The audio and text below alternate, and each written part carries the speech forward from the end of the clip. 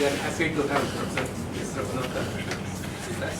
So I don't think I can introduce to the audience because he is well known than me. So I think we can start. He'll give 4 lectures on introduction to Lie groups. So every day from 4 to 5:30. So maybe tomorrow we may have to shift to the 1, 2, 3. But if there is no announcement, that means it is here. So if there is a shift, it will shift to Analytic. Yeah, sir. Thank you. Non-introduction, should I say?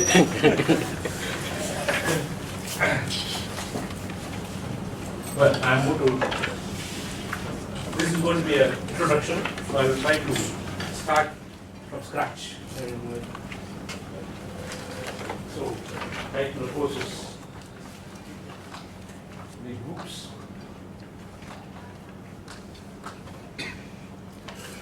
Named after Sophus Lie, a Norwegian mathematician who lived at the turn of the last century, some 80s, 70s. He lived into the 20th century, but not too long. And he, in fact, introduced this concept of a Lie group. A Lie group is a group firstly, and it's also a manifold. The group operations are to be continuous. The group operation G cross G to G in the topology of the manifold should be continuous, and that's the kind of thing. That's what a Lie group is. It's a little more. There's a stronger structure. When I make the definitions, I'll come to it. And he, in fact, introduces in the context of trying to solve differential equations. He thought he will develop something like Galois theory for differential equations. Galois theory works for algebraic equations. He thought he would do something with differential equations. But that program was not really very successful. Nevertheless, Lie groups became very important. And they come in various different areas of mathematics. In geometry, it's all important. Lie groups is all important. And number theory is very important. That is a development which took place in the middle of the last century. Sometime in the 1960s, a great discovery was made of the connection between Lie groups and number theory. The so-called Langland's program connects representation theory of Lie groups with number theory. Anyway, let's see briefly an introduction. Now let me begin with some basic things we need. I'm going to deal with both real Lie groups and periodic Lie groups simultaneously. So let me introduce the following notation. K will be the field of real numbers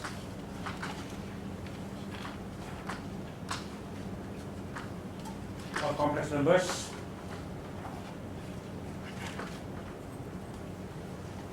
or a periodic field.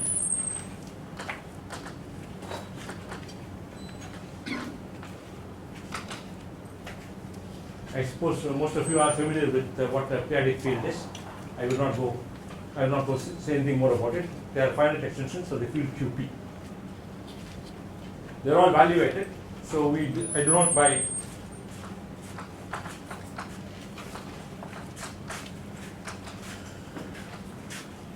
the modulus. Okay. Of course, in the case of periodic fields, if K is periodic,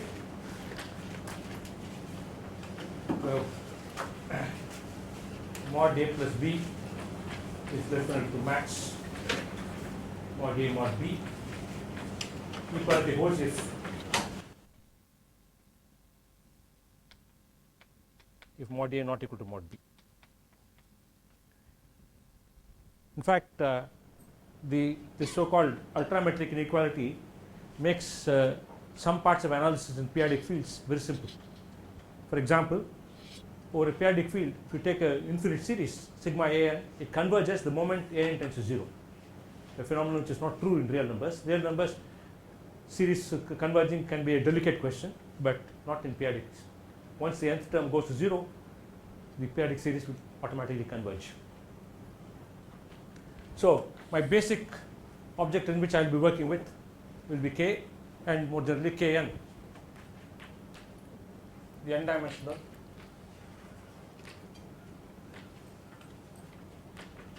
vector space over K.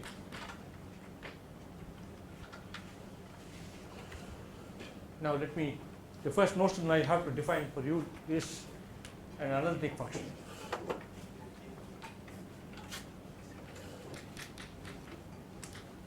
The familiar definition, except that I am also talk about functions on p-adic fields or open or vector spaces like this. Suppose omega in K is an open set.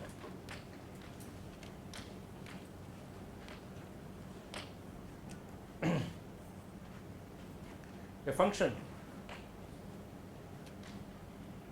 from omega to K is analytic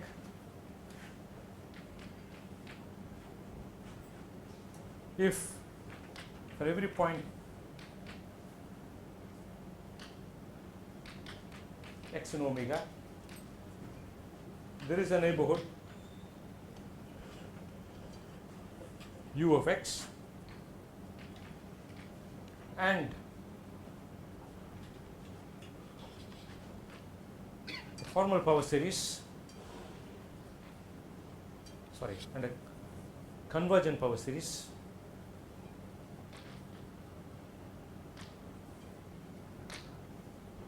sigma a alpha x alpha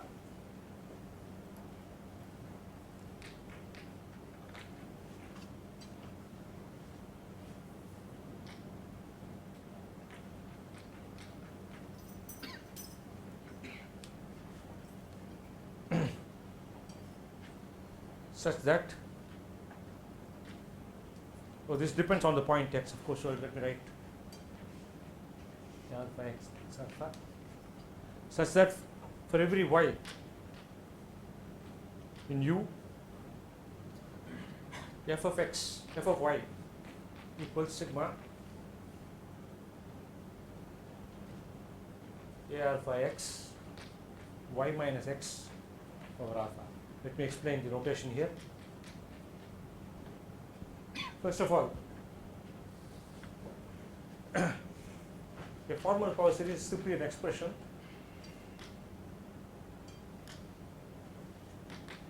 in n variables. Formal power series in n variables is simply an expression of the form. It's a formal expression of the form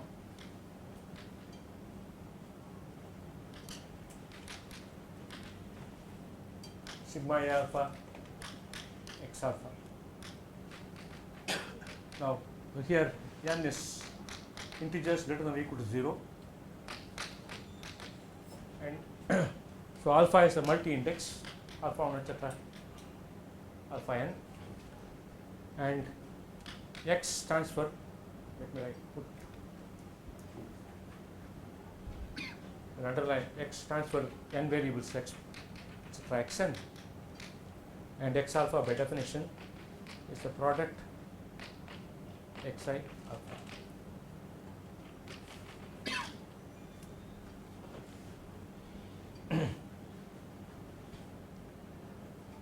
So a formal expression form a alpha x alpha, and we say the series, this power series is convergent if there exists delta greater than 0 such that, here it's a power series over in variables, here the a alpha are in K. There exists delta greater than 0 such that the real series, the positive series sigma mod a alpha delta power mod alpha is convergent. That is, where here mod a alpha is the modulus of a alpha are elements in K, and you have the evaluation on that, so mod alpha makes sense, alpha x, I simply write here, and mod alpha means alpha 1 plus alpha 2 plus etc. These are standard definitions over real numbers. I am just carrying it over to arbitrary evaluated field. A formal expression like this is simply a formal power series, and the series is convergent if there is some delta greater than 0. This happens. So what I want here, an analytic function is a function which in the neighborhood of any point is actually the sum of this series. Here y and x are vectors. The meaning of y minus x is clear. So yi minus xi, y minus x power alpha is simply this. Yi product, that's what this is.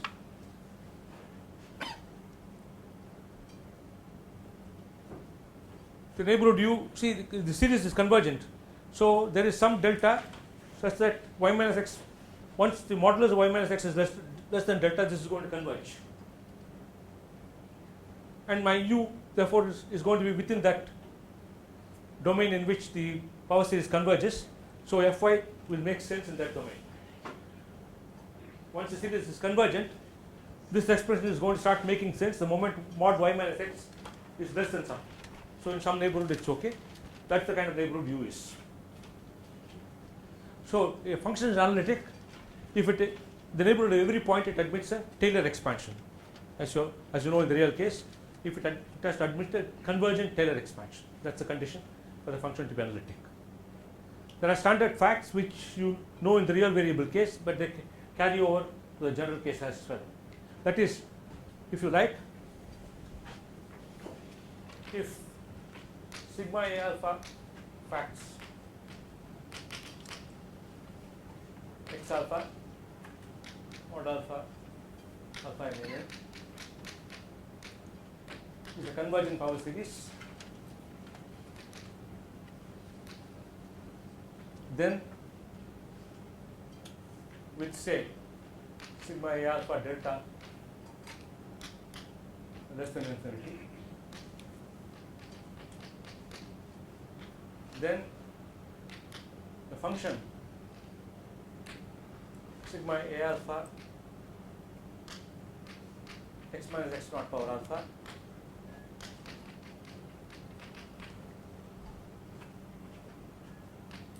defined in the open set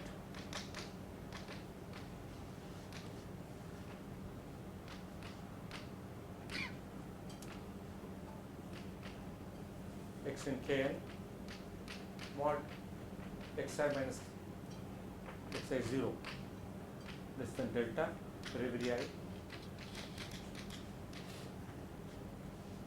The open set u delta, let me call it, is analytic in u delta.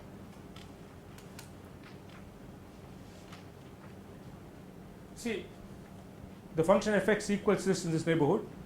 I have to say that it's true for every point. What I have done here is to get a function in the neighborhood of x naught, and I know that at x naught I have an expansion.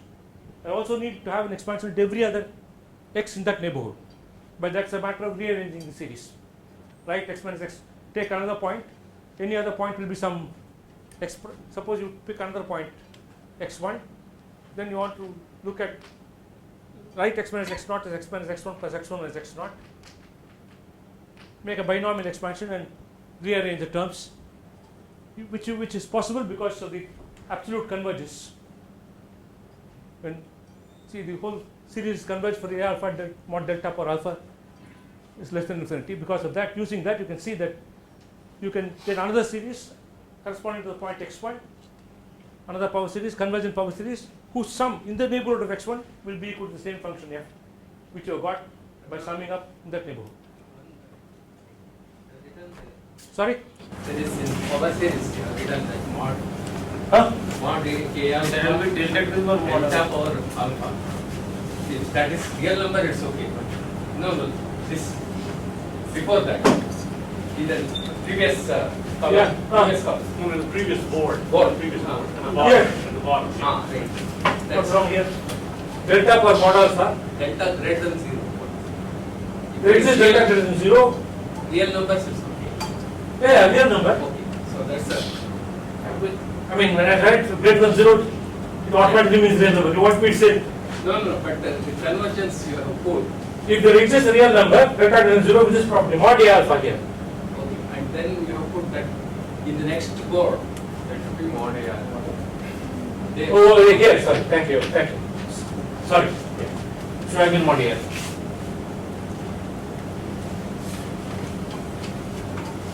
Okay, so once you have a convergent probabilities, it automatically defines in a neighborhood of a point a certain analytic function. You get some function there because the series converges. That function is analytic because if you try to, you can make an expansion at any nearby point as well. So that's the first fact. Secondly, an analytic function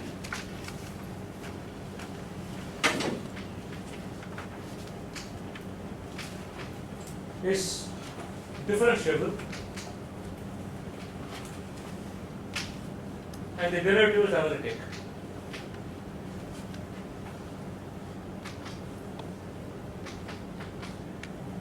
Moreover, it is obtained by term differentiation.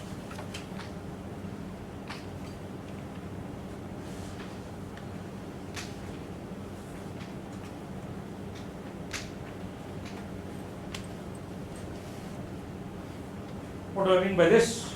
So, if f of x is sigma a alpha x minus x naught or alpha in the neighborhood of x naught,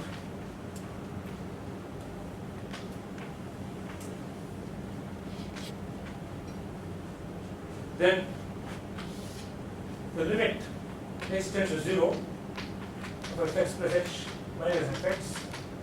Oh, that should be talk of partial difference. So right, fx plus h ei minus fx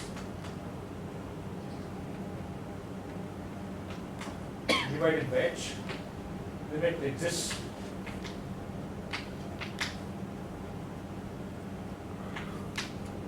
for one different direction here, and all x in the neighborhood.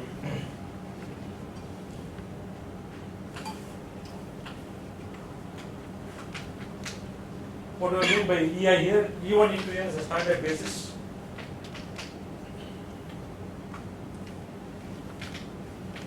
Okay, and this is by definition the limit is delta f by delta x I x. So this is what the definition of the ith partial derivative in the direction of the basic vector EI, if you like. So the partial derivative exists, and then once the partial derivative exists, one can also talk of its continuity. And in fact, when we're saying more, it's actually analytic. Notice, of course, that the analytic function is continuous because the convergence here is uniform in the neighborhood of any given point. So, and in fact, this is equal to sigma a alpha ax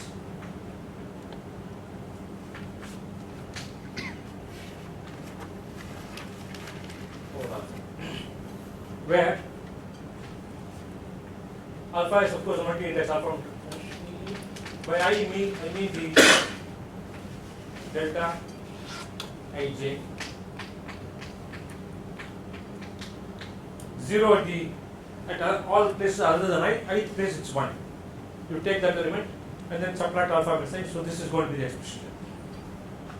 Of course, if the ith component of alpha I is 0, what I mean by this is this expression becomes 0 because alpha is here.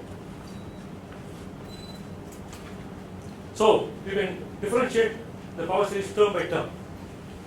All this you are familiar with in complex analysis, and maybe some of you also look at it from a relative function from a purely power series point of view. If you have done that, in fact, there is always an approach to analytic functions through power series, which is supposed to be the approach developed with Weierstrass. That would apply in all cases for all valuated fields, not necessarily just for real and complex numbers. So, and this is one of the basic facts that you can take an analytic function, expand it in the power series, and then differentiate it term by term, you get the derivative to the power 6. So it follows, in fact, once you have the second statement, third statement that I want to make follows immediately. F is infinitely differentiable. Analytic function is infinitely differentiable. And all derivatives can be calculated by term differentiation.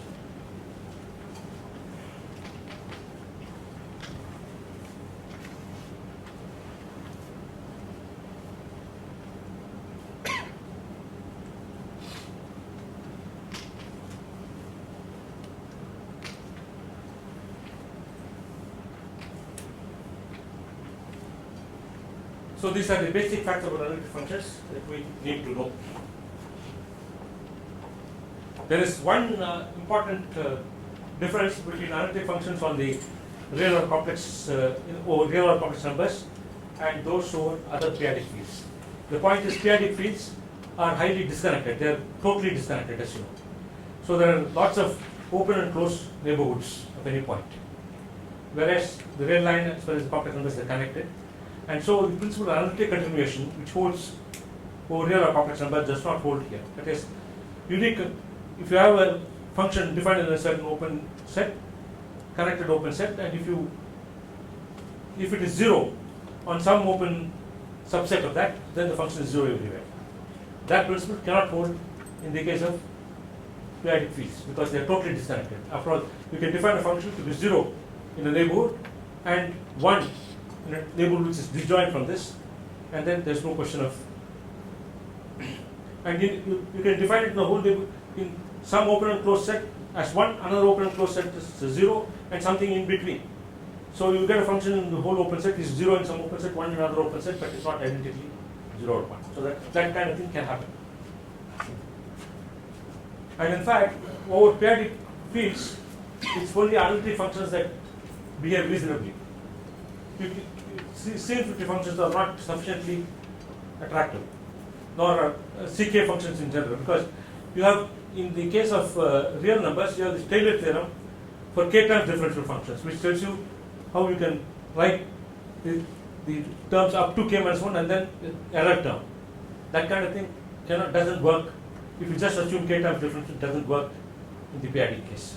However, the Taylor series expansion, in the analytic case, the Taylor series expansion is valid. And therefore, the Taylor theorem, if you like, if you truncate up to k, for analytic functions it works. But for CK functions it won't work. So those are some of the differences between analytic functions in the real case and the periodic case. So, I will not say much more about this. I just wanted to recall some facts. I assume that you would have seen some of it before. If you have not seen it before, you have to take a look at it, look at the appropriate book. I don't know what a good reference will be, but anyway, the point is to look at analytic functions from the point of view of power series. Once you do that, whether you do it over reals, complexes, or over periodics, it makes no difference. The same things virtually go through.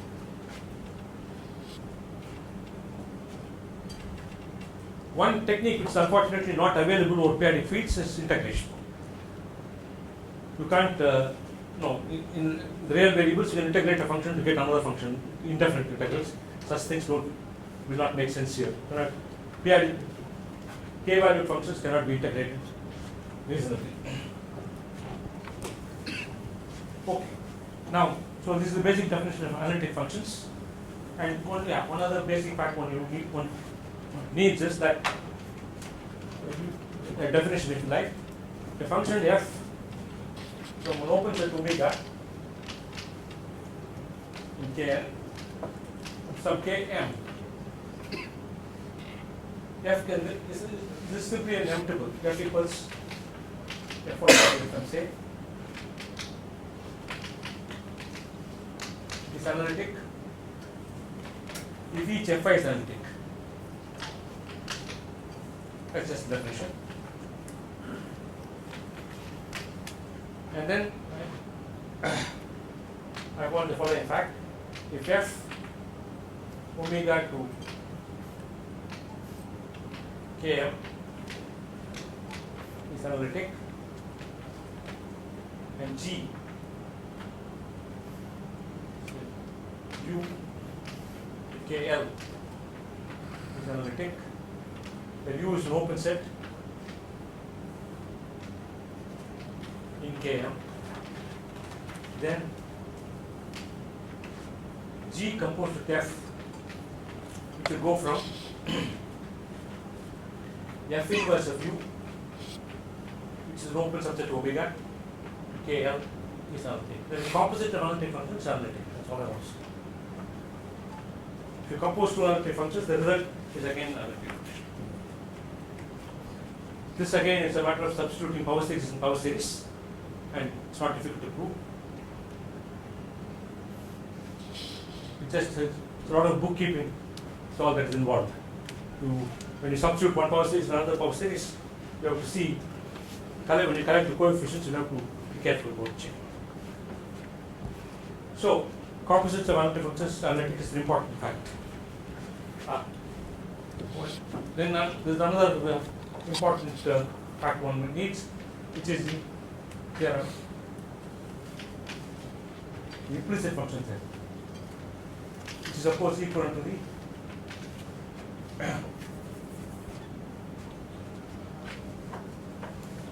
inversion function theorem. What does it say? Suppose omega is open subset of k n plus n, and capital F from omega to kn is an analytic function.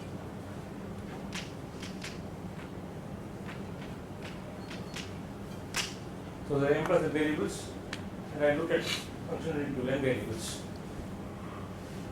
F, of course, therefore becomes F1, F2.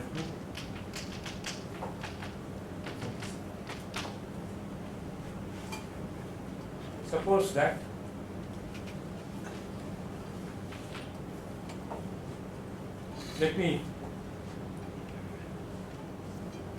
it's not, exponential, xm, y1, y2, yn,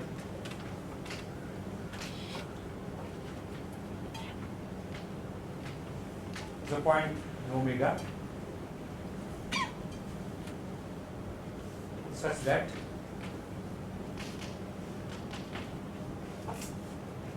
f of, let me abbreviate this to x, y.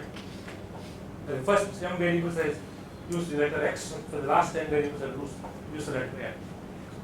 So it is going to kn. Sorry?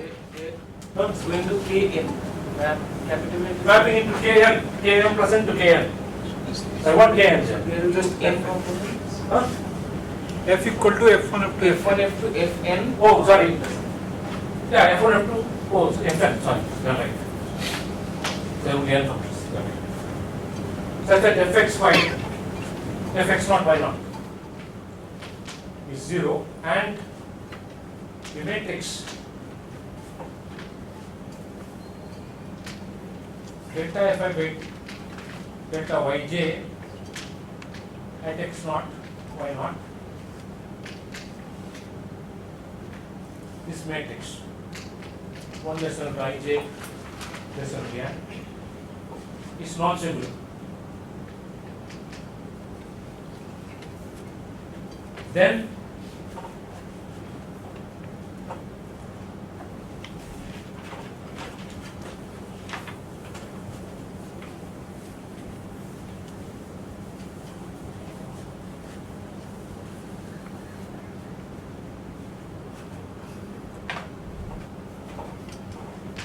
there exists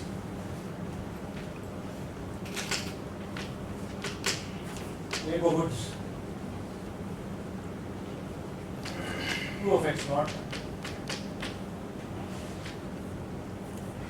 v of y naught, and an analytic function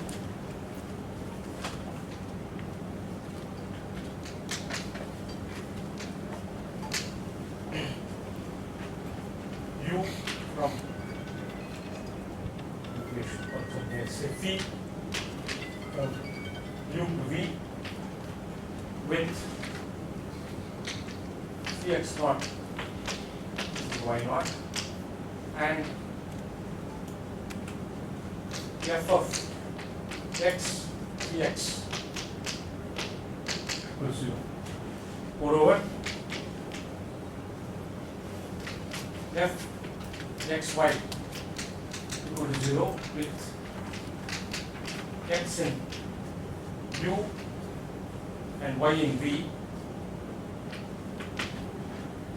If fxy is 0 with x in u and y in v, then y is necessarily phi fx.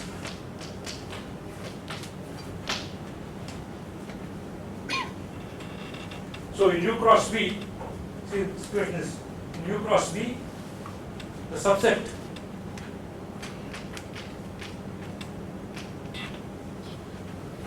if xy is on u cross v with the property that fxy is 0, this subset coincides with the set x phi x.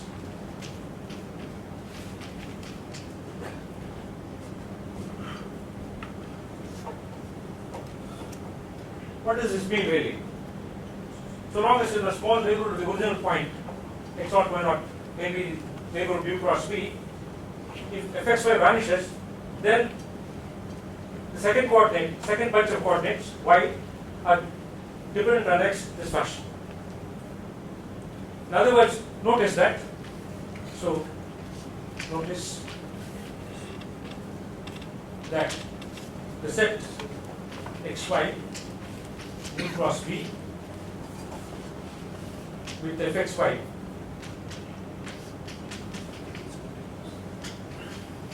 equals 0 maps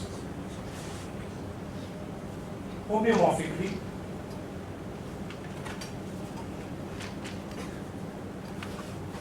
on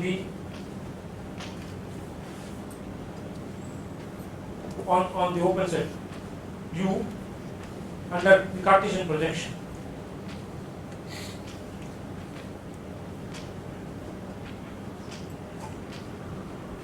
What's happened is that pictorially the picture is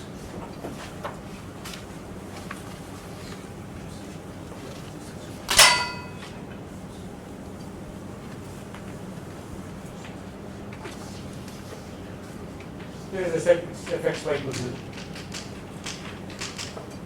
And these are the x coordinates, and here are the y coordinates, and they have picked point x naught, y naught here. What happens is the neighborhood of x naught, y naught in the set of zeros of fxy, this projects homeomorphically onto this portion. So locally, near x naught, y naught, the set fxy equals 0, about which we know very little, however, looks like Euclidean space, like an open set in K M. This is K M for you.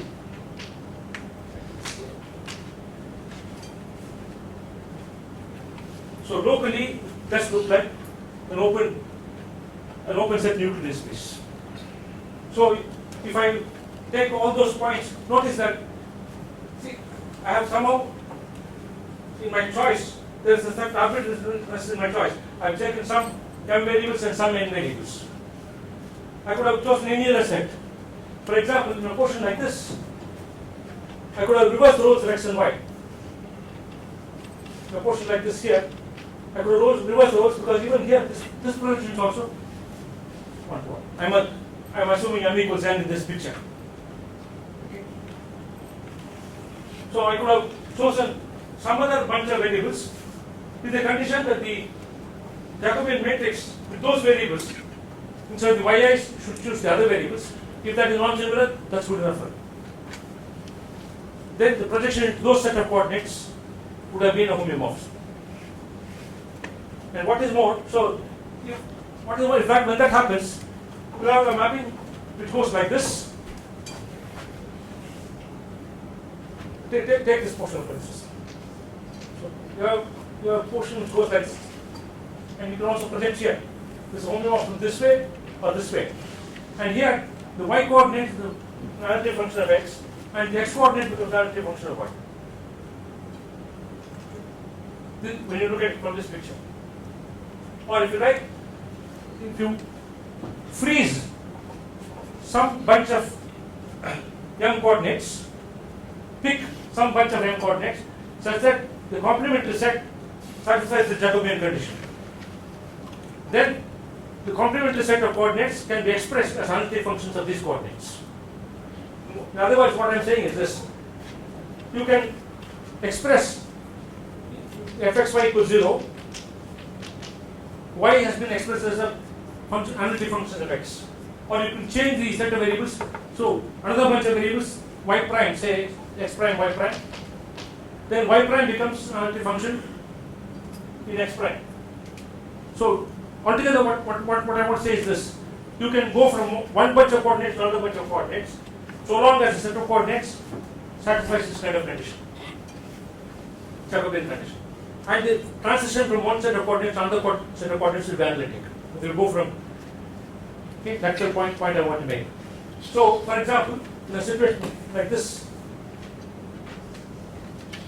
when you come get to a point like this, it's okay, the projection here will be fine.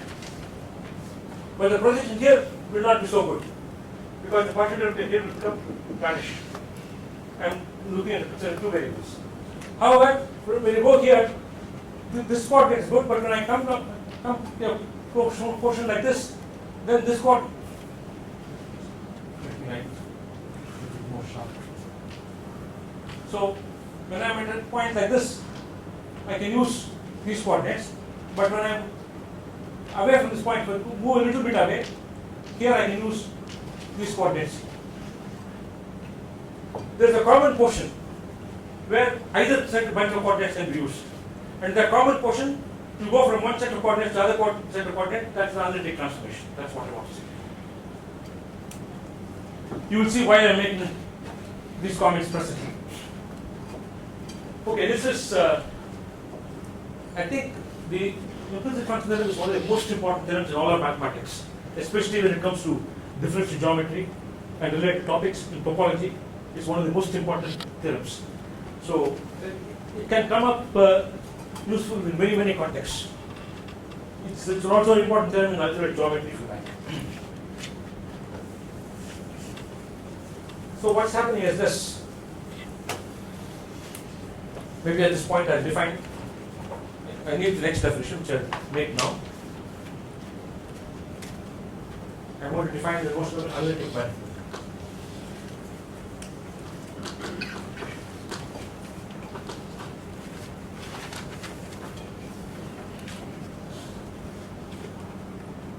First, the manifold, by definition, is a Hausdorff topological space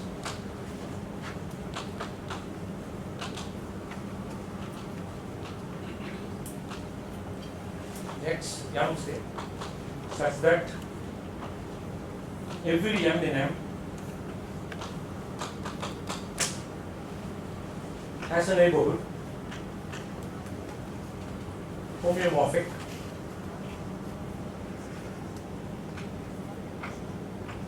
to an open set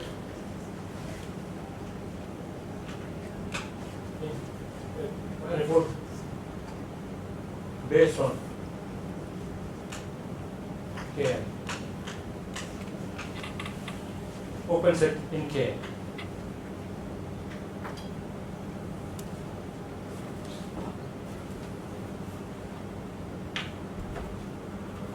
Every point is a neighborhood which is only some open set in K. Notice that you can also replace it by a disk in K. If you have some neighborhoods homomorphic, something in, you can also replace it by this, or you can replace the whole of K.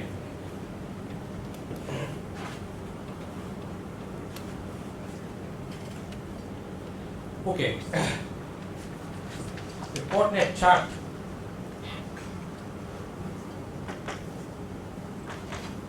on M is a pair UF, where U is the open set in M and F is a homeomorphism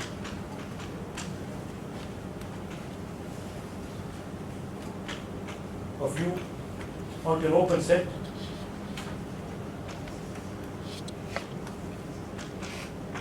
in K.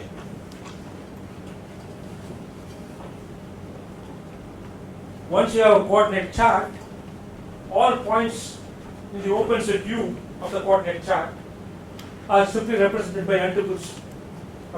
You can use F and go over to K, and this simply becomes an n-tuple.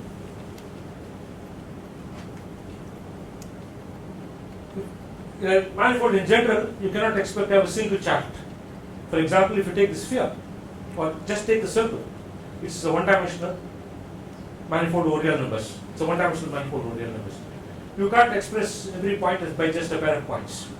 However, if you cut off, say the top point, this circle, and then you can identify the circle with the whole real line by projecting like this. So, if you avoid one point, the rest of it can put in correspondence. Every point gets represented by a single. Or, again, what about that point? You can get hold of that point also by removing some other point, and then you get the rest of it as R. So, you have two charts on the space, and they cover the whole thing. So, once you have charts which cover the whole space, any given point in the space, once you fix the chart, suitable chart can be simply represented by angles, like you do in Euclidean space.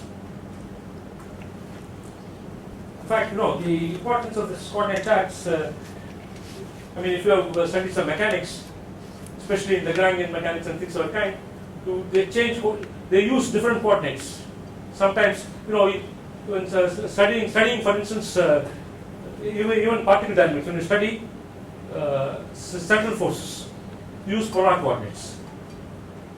The polar coordinates, the origin is not a good point for the polar coordinates. The rest of it is good. Okay. And if you study the motion on a sphere, for example, you can't use a single, every point cannot be just represented with points on a sphere. If you are in a certain portion, you can simply say what's the longitude and latitude, and that's it. But you cannot use it for the entire sphere because the longitude starts coming back after a certain point, and so does the latitude. So it's because of that, you cannot quite do it anyway. So there are objects which come naturally, like the sphere, for instance, which is a manifold, because every point has a neighborhood which is homomorphic to plane space. But you cannot represent everything by n coordinates. If the dimension of the sphere is n, you cannot simply do it by n coordinates. You have to choose some bunch of charts, and then you can do it. You have to specify which part of the chart, which coordinate chart the point is in, and then you can represent by point. So this is what a manifold is. Now I want something more. I want on a manifold, it's a really topological space, you can only talk of continuous functions. But what I would like to do is talk of analytic functions. How will I do that?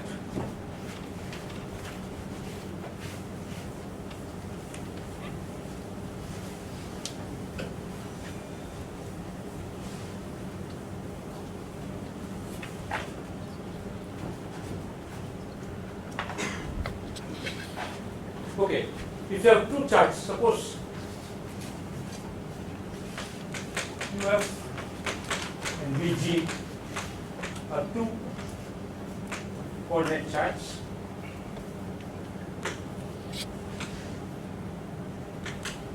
On M. Then clearly, look at U intersection V. This F restricted to U intersection V is a coordinate chart in its own right by your definition. And so is U intersection V with G restricted to U intersection. If I want to define an analytic function, I know how to define an analytic function open set in Euclidean space.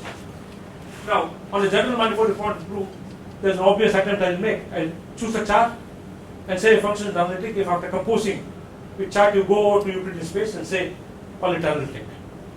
But you need some kind of consistency, because if you choose two different charts with an overlap, in that you get two different identifications in Euclidean space, and a given function can therefore get two different functions on open system Euclidean space. But one is got from the other by a composition which goes from this chart to this chart. See, for instance, you have U intersection V, U intersection V, G. So U intersection V, F, it takes the F of U intersection V. G takes us to G of units to B. And then you have a map here, namely F composed with G inverse, which makes sense. If you suppose I take a function on U, I would like to say it's analytic by simply composing with, so F U to K is a function. I look at F composed with F inverse, which will go from F of U, which is an open set in space, to K. It makes perfect sense to talk of this being analytic because it's an open set in space in K. So I try to say F is analytic if this is analytic.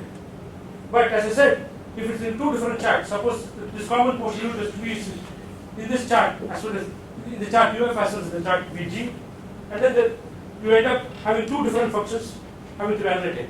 But one differs from the other by this composition. That is, F composed with F inverse, or like F composed with G inverse, can be written as F composed with F inverse composed with F composed with G inverse. Now, if this one analytic, then I am in good shape because composing with analytic function will be analytic. So that's what you make that as a demand. You say if two charts are compatible, two coordinate charts are compatible, if this map F composed with G inverse is analytic. UF and GB and VG are analytically compatible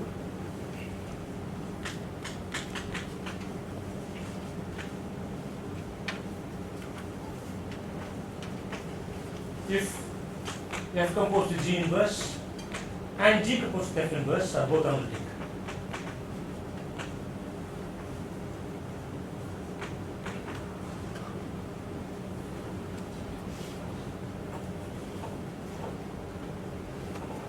So for me, now I am in a position to define analytic manifold as a manifold together with the number of coordinate charts UF such that the underlying open sets U of the charts cover the whole thing and every pair of them are compatible, analytically compatible. So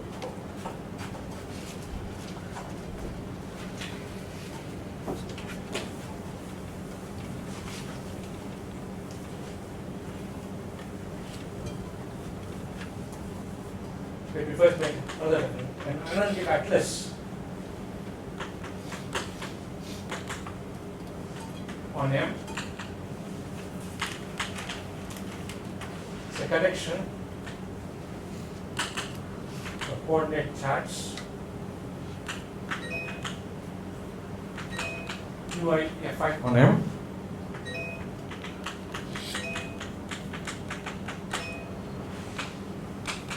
Such that every pair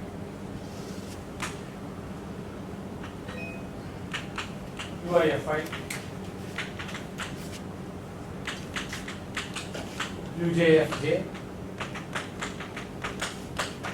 IJ, right, is compatible, is analytically compatible.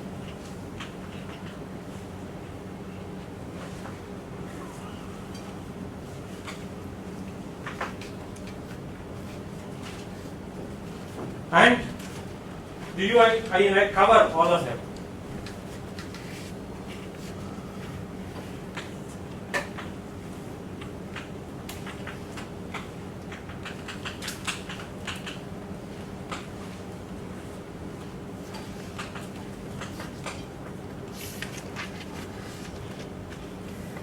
It's an open covering for the whole manifold.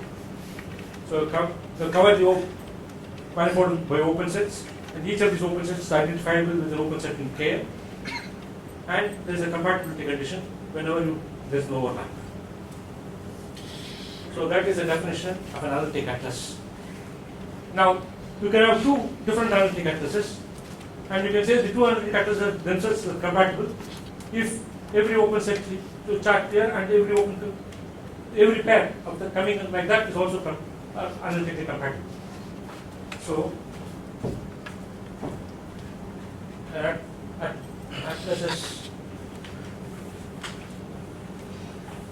A, B, analytic atlases. When I say atlas, I mean always analytic atlases on M are analytically compatible.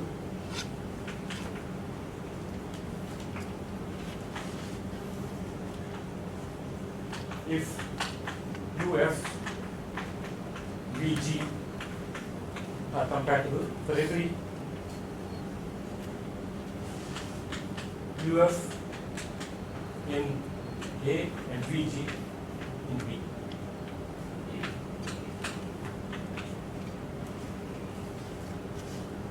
So two atlases are compatible. Compatibility is obviously an equivalence relation. Any analytic atlas is compatible with itself. It's an equivalence relation. So finally, an analytic manifold by definition is a topological manifold together with an equivalence class of analytic atlases. If you have two analytic atlases, you can put them together. If they are already compatible, you can take the union that will again be compatible. So you can do that in some sense. You can talk about maximal atlas, except that it gets into problems of set theory. There are too many of them, and you cannot put them all together. One way of getting around is that when you define an atlas, it sort of, you think of it as, well, self-parameterized, so to speak. That is, it's the connections you have. Well, let's leave it at that. Let me not go into it. There are obvious theoretic anomalies which will crop up. To avoid that, you fix one atlas and work with it all the time. One analytic atlas and work with that. It makes no difference. You can add on as many atlases as you like. It makes no difference. So you just work with one atlas. Though for definition, I should say, an analytic manifold is a topological manifold together with an equivalence class of analytic atlases. That's the definition of analytic manifold. Let me give a few examples before I proceed further. So, one of the things I strongly urge you to, the proof of the implicit function, it should be at your fingertips anytime. That's one of the things I think is very important when you study differential geometry, D groups, and even algebraic geometry. It's an important theorem. There's a very beautiful generalization of the implicit function theorem due to Mike Carter. It's in algebra, which figures in algebraic geometry. Anyway, all right. Erase this. Yes, now.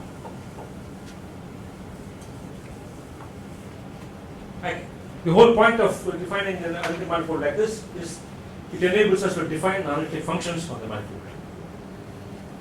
So, M analytic manifold.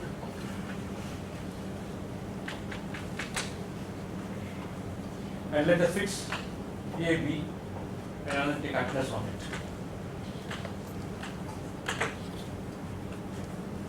So A is a correction, UI,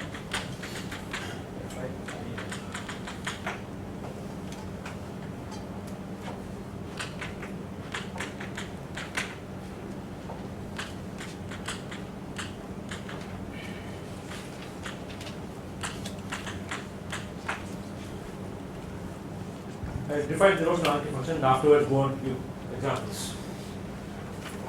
The function f defined on open set omega.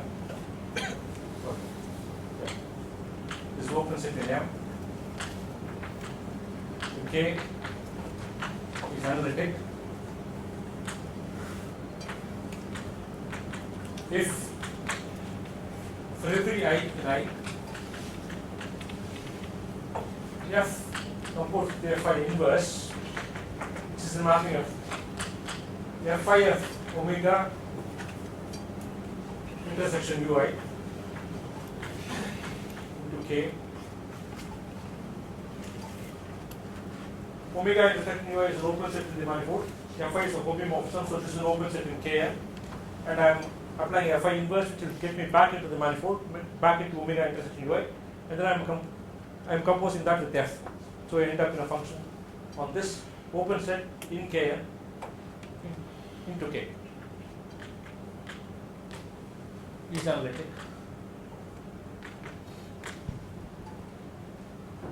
And my definition is tailor-made to make sure that it will be consistent always.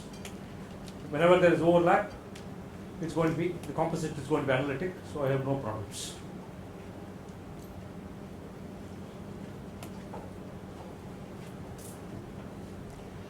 So this is the whole definition is made so that you can talk of analytic functions on more general objects than just Euclidean spaces. What are the first examples?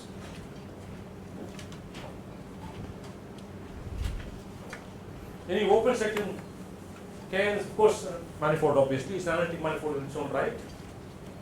And the atlas is the obvious atlas, namely the inclusion of the open set in the whole space. That's all that does it. So, example. The first example, of course, is Kn itself. Second example, any open set in Kn.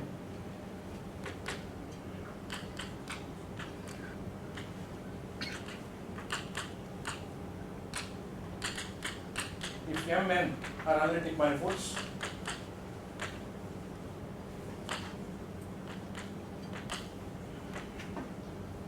so is M cross N, then which has natural structure. In fact, if you IFI is an atlas for M and VJGJ is an atlas for N, then UI cross Vj, Fi cross Gj is an atlas for M cross N. More or less obvious the whole thing is.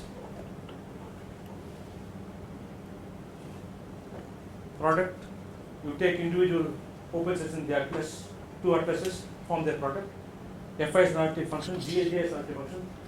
So Fi cross Gj will be an analytic function from M cross, from the open set in M cross and then we cross Vj into open set Km cross Kn. So dimension, if an analytic M comma N manifold.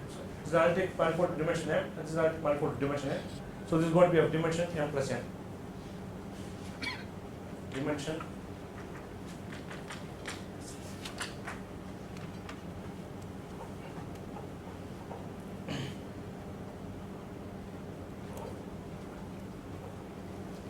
so these are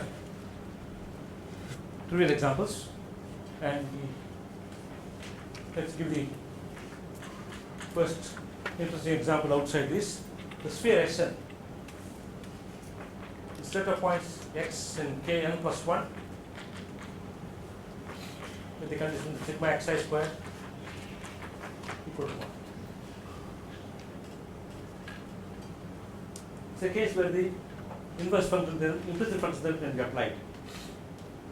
You take sigma xi square equal to 1. What is the partial derivative with respect to xi? It's simply 2xi. Ith coordinate will differentiate of this function. It's going to get 2xi. Take any point, say the ith coordinate is not 0. Take the ith coordinate as the last one, and you will take the other system of coordinates, apply the implicit function theorem. The partial derivative with respect to the last variable is non-zero at that point.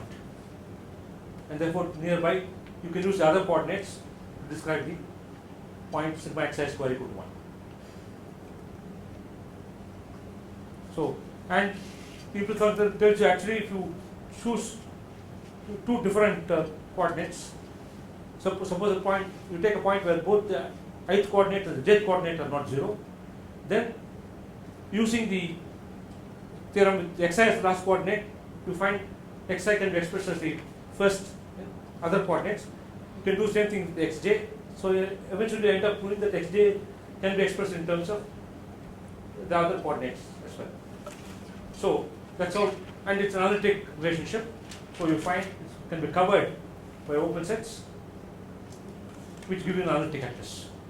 Notice that for any sigma xi square equal to 1, at least one coordinate will be non-zero at any point on the sphere. So this is a special case of the more general situation, phi, right? Let f from omega to km be an analytic function. This f omega is contained in open set km plus n, and let omega prime be the set of points where the matrix f itself is n tuple f1 to fn, delta fi by the set of points x in km plus n, the rank of the matrix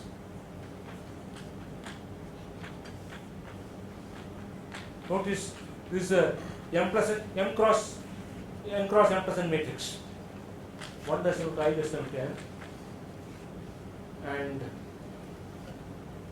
1 less than j less than m plus n.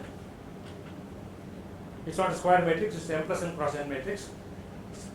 A set of points where the rank of this matrix equals n. An n tuple of functions f here, and I want a set of points like this. This set of points at omega prime is set point. Notice this is an open set, because the rank being equal to n would mean some n cross n submatrix will be non-singular, not equal to 0. It's a continuous function being not equal to 0, and it's union of such things, so it's going to be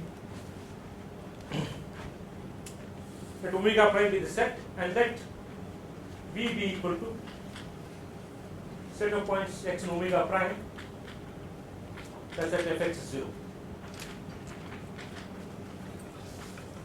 Then v is an analytic manifold, is in a natural way an analytic manifold.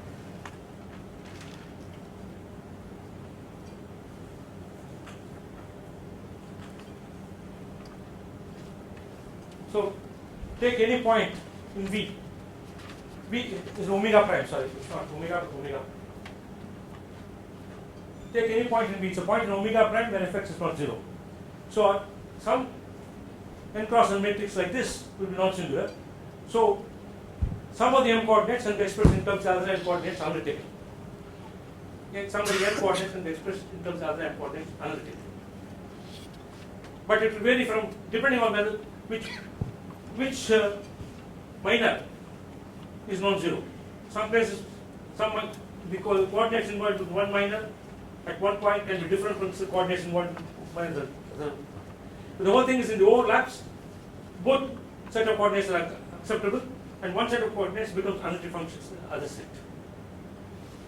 Which is exactly the statement that when I take two coordinate charge that f composed to g inverse is analytic, and g composed to f inverse is analytic, everything I want, which works.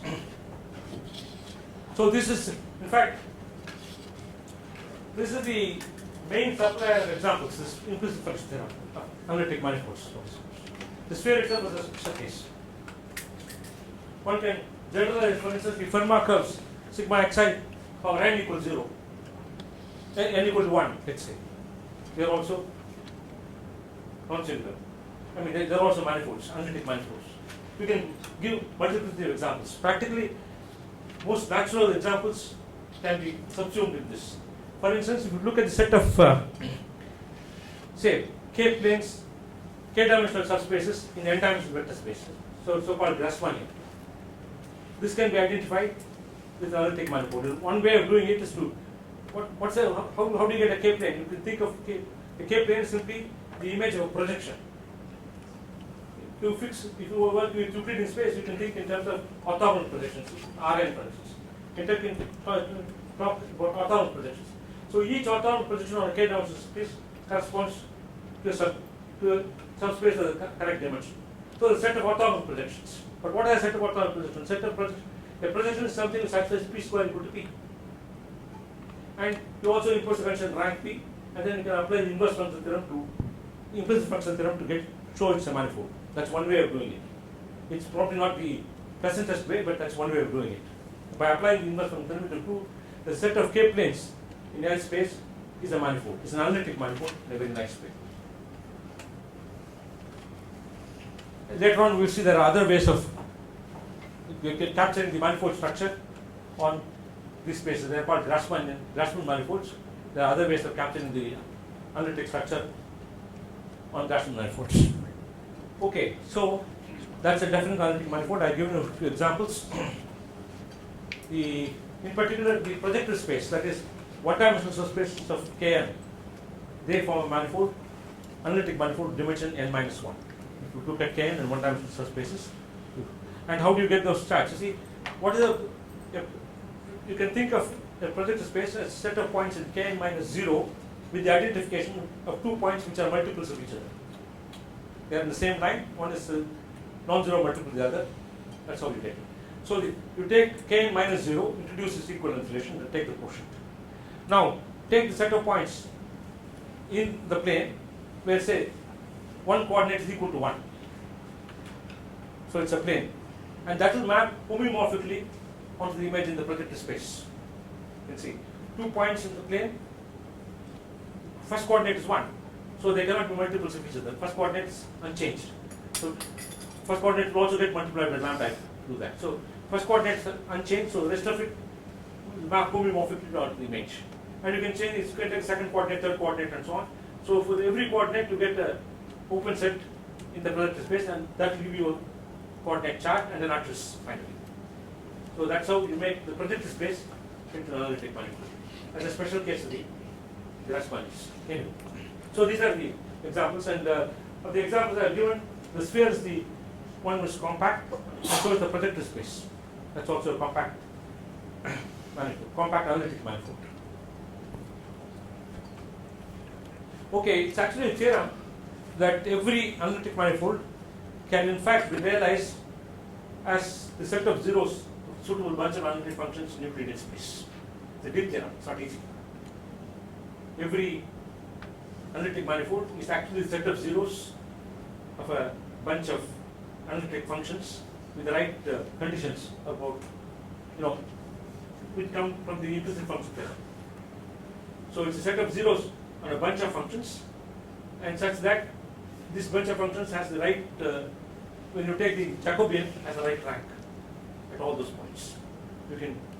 So the implicit function theorem example is not just an example, it is the generic thing. All manifolds are like that, can be obtained like that. But that's a deep theorem. Embedding an abstract analytic manifold, realizing it a sub of this is a deep fact. Okay, now. So what is real analytic? Sorry? Complex analytic is there. Huh? Complex analytic is there. No. Even no, as a real analytic manifold. Oh yeah, sorry. It's not true over complex numbers. A compact manifold cannot be realized. I'm sorry. What he says has a good point. You can do it for periodic fields, you can do it for the real field, but you cannot do it for complex numbers. For example, complex numbers, the manifold is compact. Okay. Then you cannot realize the subspace of Cn because of the maximum principle. You take one of the functions, maximum is that we attained. It's a compact number, the maximum is attained, but the maximum cannot be attained in the interior point, and every point is the interior point. So every function, one more function is constant. Every analytic function on a compact manifold is constant. So that's not correct. So thanks for that. But so for the non-complex case, the statement is correct. Sir, what happened when B Sorry? you have given a description of when B is Then B is naturally an analytic manifold. It's naturally an analytic manifold. That is, it comes with a ready-made atlas.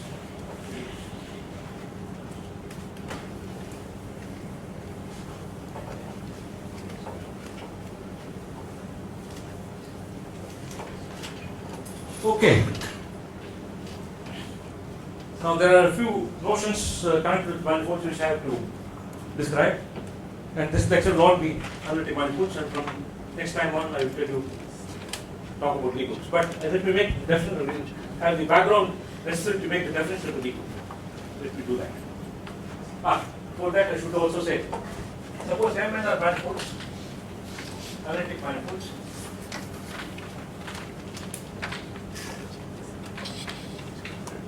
And F here is any massive. When is this analytic?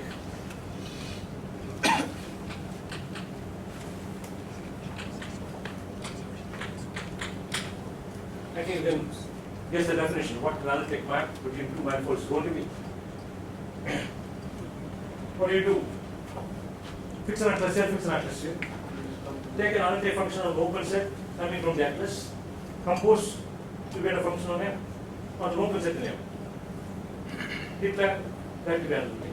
For every open set of an atlas here, you want the composite to be analytic. That's an obvious definition, and it works. And the point is that it also makes it clear that being analytic in a certain open set is a local property. If you know it's analytic in a neighborhood of that thing, that's all that's important. The function is analytic if and only if it's analytic in neighborhood of every point. That also follows because it's through Euclidean space, and you can always go over Euclidean space using an atlas.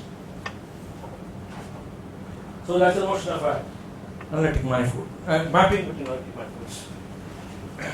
Analytic map. Now I make a definition of an E group. A D group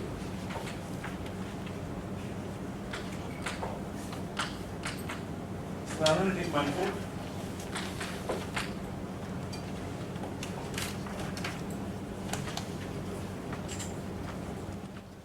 with a group structure on it, with a group structure on the underlying set.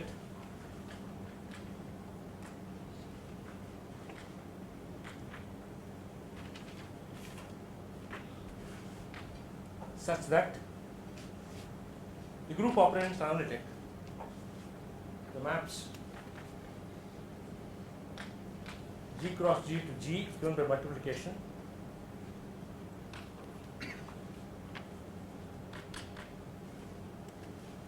And inverse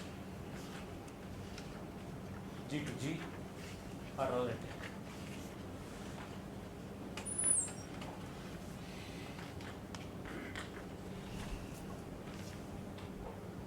G cross G, I have already pointed out the manifold in its own right as a natural structure. So it makes sense to talk about the multiplication being an analytic map. I want G cross G to be analytic, and the mapping G going to G inverse is also analytic.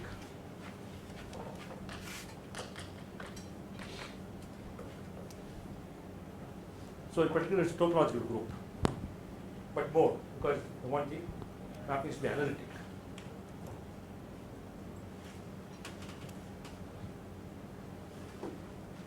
Yeah, I should probably give you a few examples of the groups before I go and talk more about analytic manifolds. Let me give examples of the groups. There are plenty of them.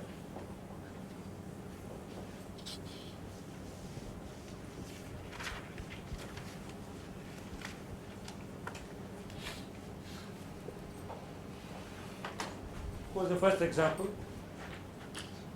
Scale in itself. Addition. The second example is A cross with multiplication. These are examples of D groups based on the field K. Let's generalize this.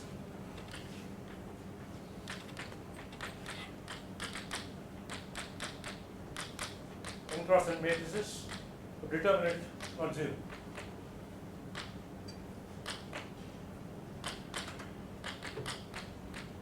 The so-called general linear group is a set of non-singular invertible transformations, linear transformations of Kn. That's obviously an open set in Euclidean space because the condition of T being invertible is the same as determinant T not equal, so it's an open set. And I leave it to you as an exercise to show that the group operators are analytic. Multiplications obviously analytic. the inversion involves a determinant, but we know that one inverse is a determinant. We know that one over determinant is an analytic function. We know that if a function is not non-zero, its inverse is analytic. That I did not prove that, but that's standard in real theory. But the same thing works out in general for periodic fields as well. Little more subtle is the following.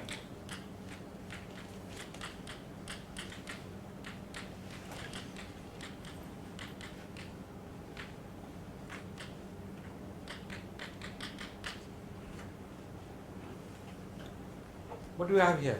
We have a set M and K, which is same as n square dimensional vector space, and on which I have a function equal to 1 or function minus 1 equal to 0. So I can try to apply the implicit function theorem, and it works. You will see be another technique. Of course, it requires a little more work once again to show that the multiplication is analytic and inversion is analytic. Multiplication analytic essentially because the inclusion of SL and K in GL and K is analytic, and in GL and K we know the multiplication analytic. You use that through the multiplication here is also analytic. But as I said, to prove that it's analytic manifold requires a little bit of work. The implicit function theorem comes in handy. If I let F be a quadratic form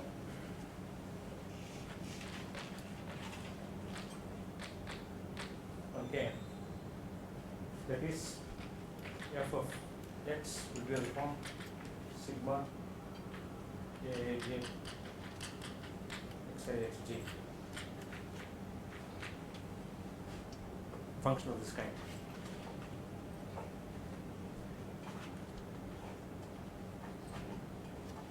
And OF is vector transformations T in GL and K such that f of px equals f of x for every x in K. The set of linear transformations preserve the quadratic form. Apply to a vector, apply T to a vector and evaluate the quadratic form on it. It is the same thing as f evaluated on the original vector, something which preserves the quadratic form.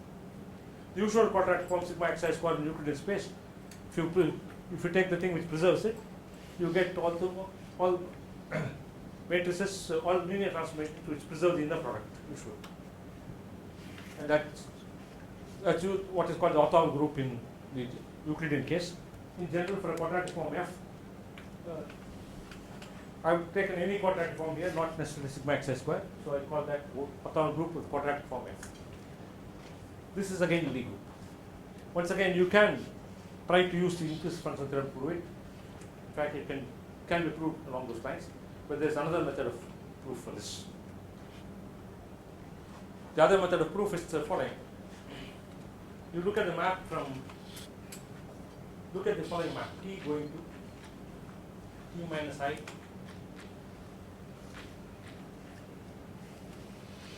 plus I inverse, T in YF.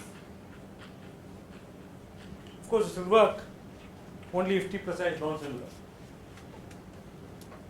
To take those matrices in the orthogonal group, YF, such that T plus I is non-singular, and that's an open set. On that it will work. And so this takes open set in OF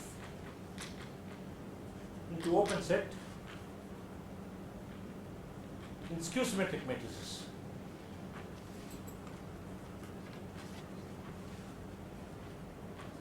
Oh, should be careful. I shouldn't say skew symmetric matrices.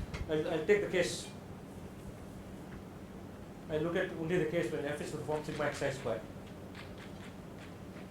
Just take this quadratic form. In this case, you look at this map. T going to T minus I by T plus I inverse.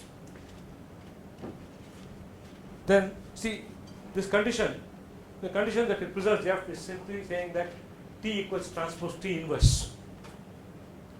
Transpose T times T is identity, is same thing as T preserving that particular quadratic form. YF in this case can be described as set of T, M and K with the property transpose T E equals I.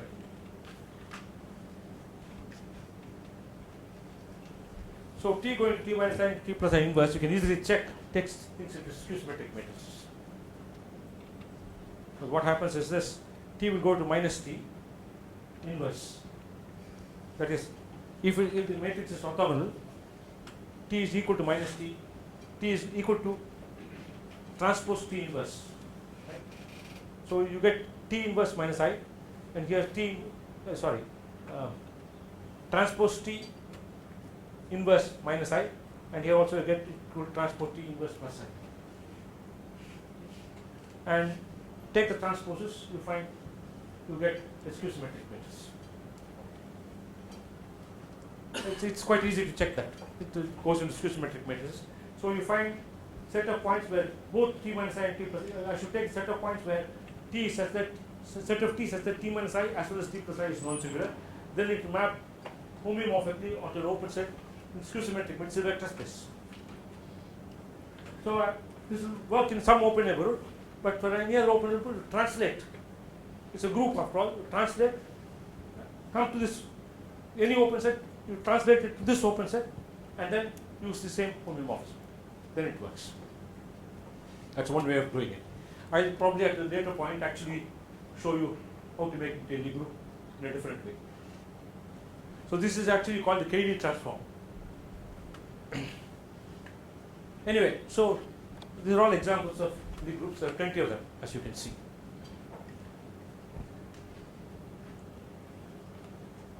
There is one other group which I should mention. These are all called classical groups.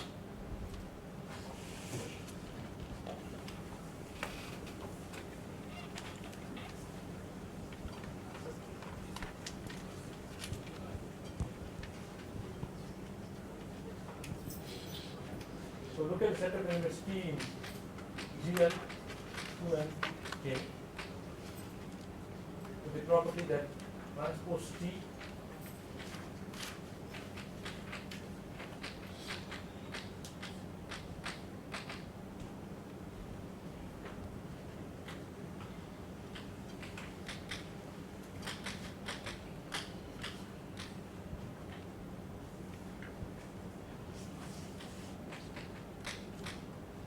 IM means the N cross N identity matrix. Look at those transformations GL2 and K which preserve this in this sense. Transpose T, this matrix times T equals the same matrix. This is called the symplectic group and is usually denoted as P2 and K.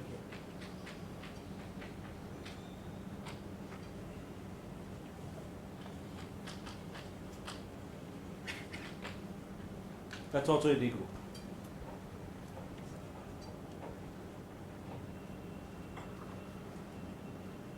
Okay, so I've given you a number of examples of D groups, and which I hope convinces you that it's worthwhile studying D groups in the abstract, because there are enough interesting examples to pursue in any case.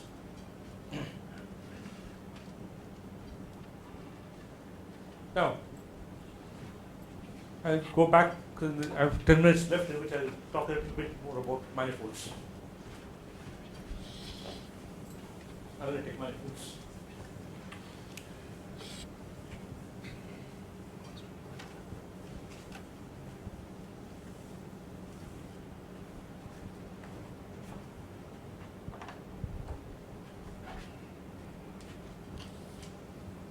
Suppose M is an analytic manifold.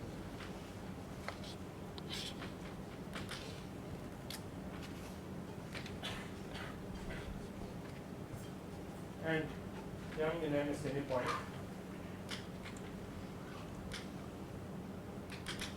The germ of an analytic function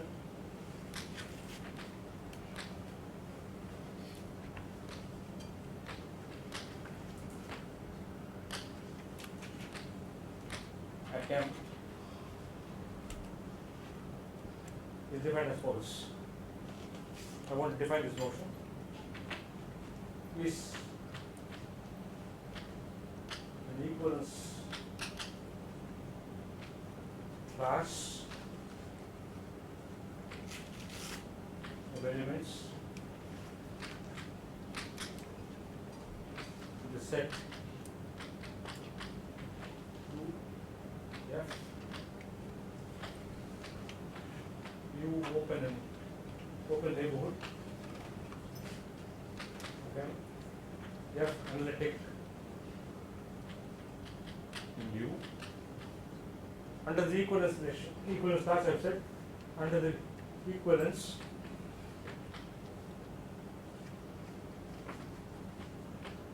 UF is equal to U prime F prime if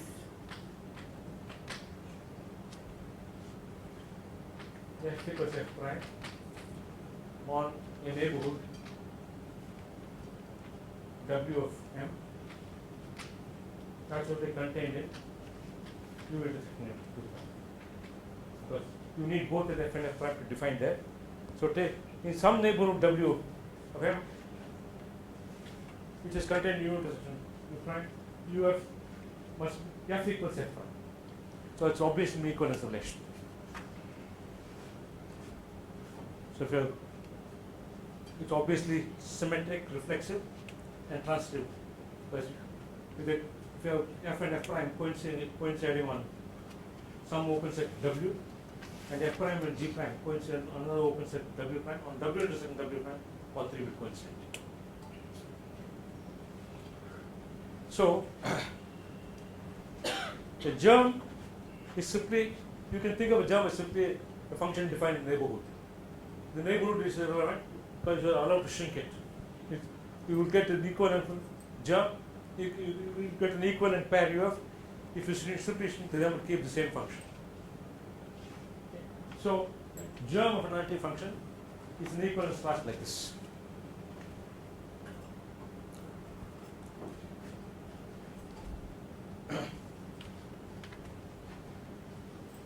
So the set of, you can obviously add and multiply germs by scalars, so elements of K, which are treated as constant functions. If you have two germs, you can multiply the two. One should say UF, the other is say VG, then U intersection V, FG will be defined. So multiplication, similarly F plus G will be defined and so on. So the set of germs of analytic functions form a ring. Set of germs of analytic functions actually form a K algebra.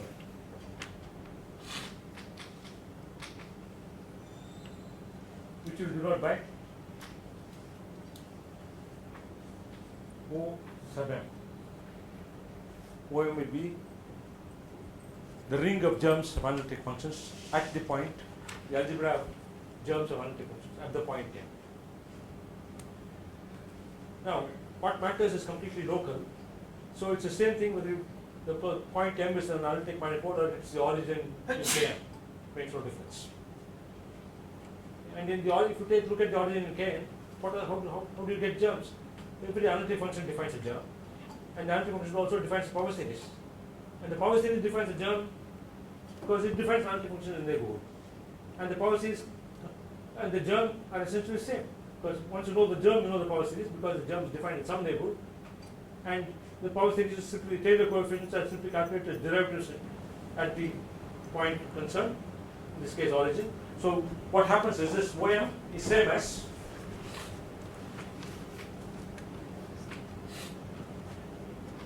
ring of convergent power series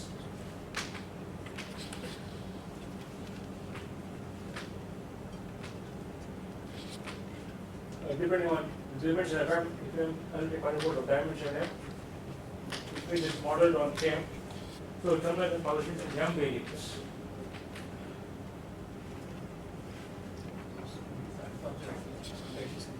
What's that again? Point and Oh, the point is also M, so maybe N variables.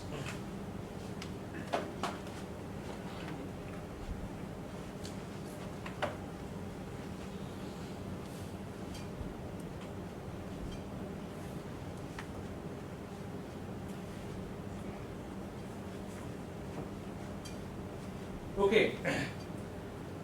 So this is nothing but the ring of convergent power series in n variables. There's nothing more to it. Up to isomorphism, of course. And if you, of course, if you choose a different set of variables, that would mean each variable is expressed in terms of as power series in the other set of variables, and the way the connections will establish. So you go from one to the other. Now, at this point, I'm going to define some notions which are fundamental in differential geometry.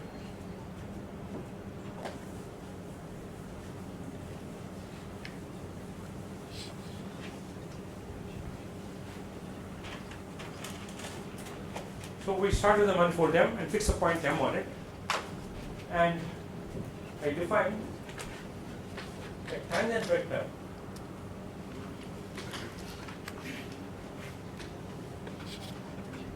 M at M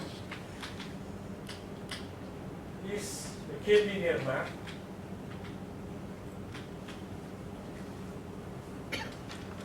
V goes from Germs of unpredictable system into back into K such that scale linear, and you have this V f times G is Vf times G at M plus F at M times G. Vf is a scalar. G, I can evaluate a germ at any given at the point M, because the function, what's a germ? It's an equivalence class of functions. So all those functions take the same value at M. So evaluating a germ at a point M makes sense.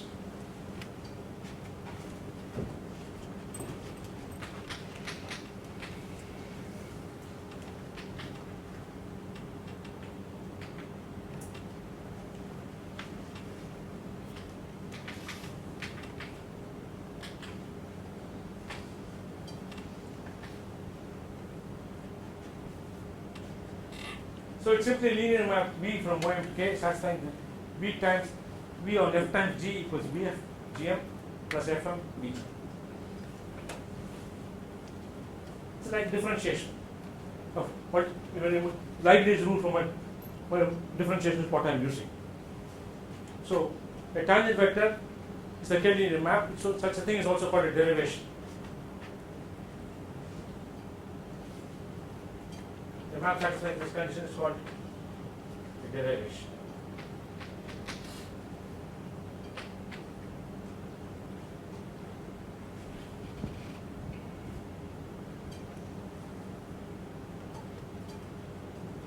See, if you identify Ym with power series in n variables, the function f admits an expansion. If I apply v to the function f, when you use the expansion, sigma a alpha x alpha is what it looks like. But notice that v of x alpha will vanish the moment alpha is mod alpha is greater than 2.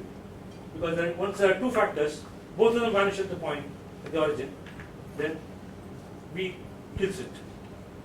Notice that if fm equals gm equals 0, then vfg is 0.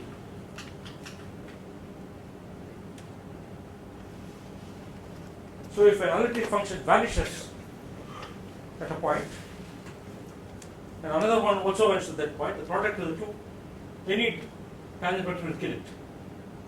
So a tangent vector will kill anything, all higher powers it kills, x power alpha. When you write sigma a alpha x alpha, all the coordinates vanish at the origin. If I am thinking of it as functions at the origin, m I take as the origin. All the functions inside vanish at the origin. So if you look at the expansion a alpha x alpha and apply v, it kills all terms beyond the linear term. So v determines, v is completely determined, identified OM with O0 in Rn, since I want to say 0 here in Km. Then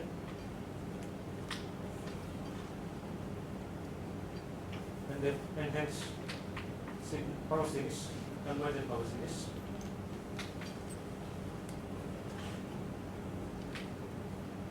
Then V is known if we know the V accept.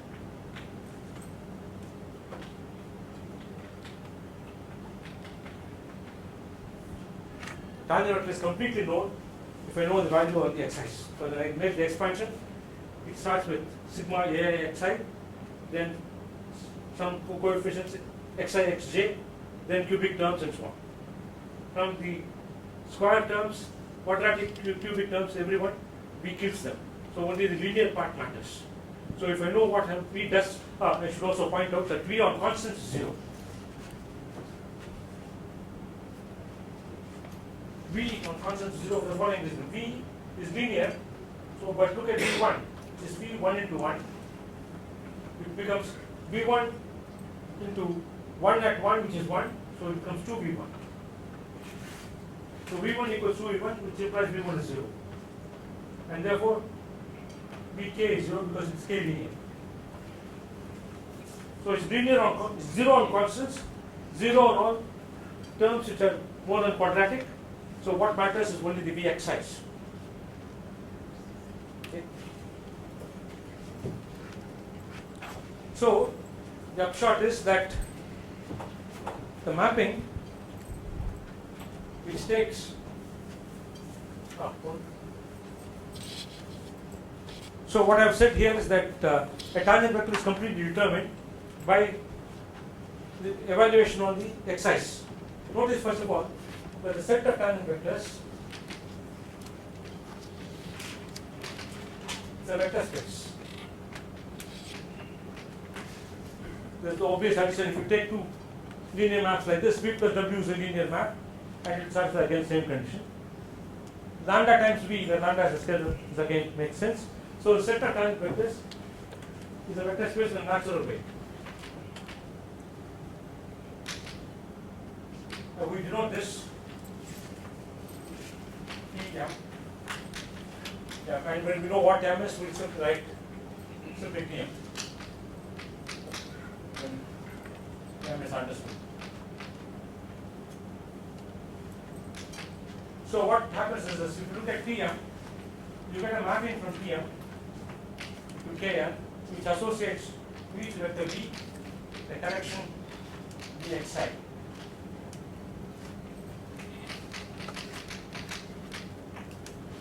We are mapping Tm to K.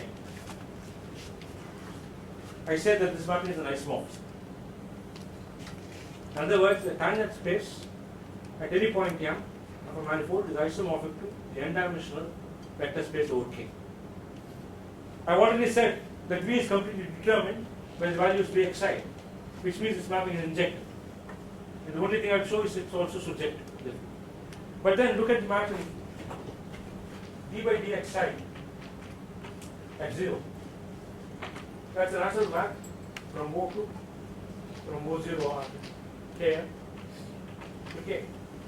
And obviously satisfies the Leibniz condition. Product of functions, you know how it behaves. So you find that d by dxi is a tangent vector. The image of d by dxi is the, what does it do? It kills all the xj other than xi, and xi takes to 1. So it clearly gives an isomorphism of Tm. So what you find is d by dxi 1 less than I less than Tm is a basis of Tm. You get this only because you have fixed the coordinate chart. Notice I have identified the germs of analytic functions at the point M with functions at the origin, analytic functions at the origin, which means I have fixed some identification which takes of the original open set Euclidean space with some open set in K containing 0. Containing 0 does not matter because you can always translate things to bring it to 0, bring any point to 0. So you find that once you fix a coordinate chart, you immediately get a basis for the tangent space, which shows that the tangent space is isomorphic to n-dimensional vector space over K. I think I'll stop at this point. I've overshot by 2 to 3 minutes, and we'll continue tomorrow at 4 o'clock.